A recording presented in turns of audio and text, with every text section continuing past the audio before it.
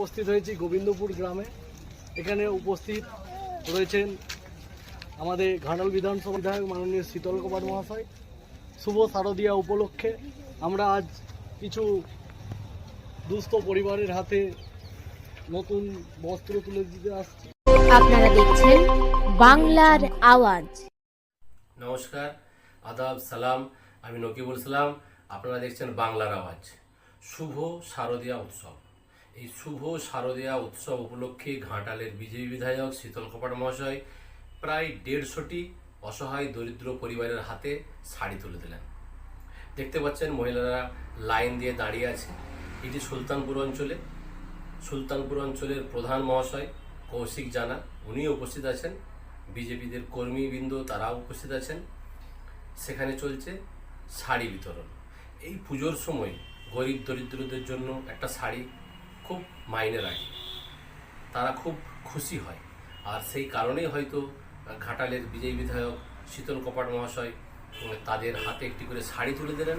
এবং এই সময় চলছে বন্যা ত্রাণ বিতরণ, অপরদিকে শারদীয়া উৎসব এসে গেছে। তো আমরা সেই দৃশ্যটা আপনাদের সামনে তুলে ধরছি।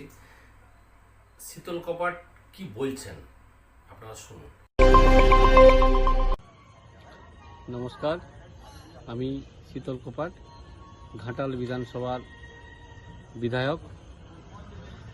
আপনারা প্রত্যেকেই জানেন যে বছর যে দুর্গা পূজার যে উৎসব, যে আনন্দ, আমরা বাঙালিরা যেভাবে আনন্দে মেতে উঠি সেভাবে হয়তো আনন্দে মেতে উঠতে পারবো না মন থেকে।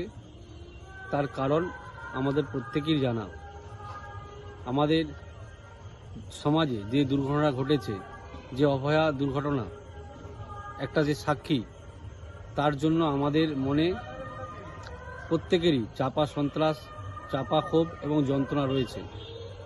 তারপরেও আমাদেরকে পুজোয়, আমাদের বাঙালির শ্রেষ্ঠ উৎসব দুর্গা উৎসব, সে উৎসবে সামিল হতে হবে।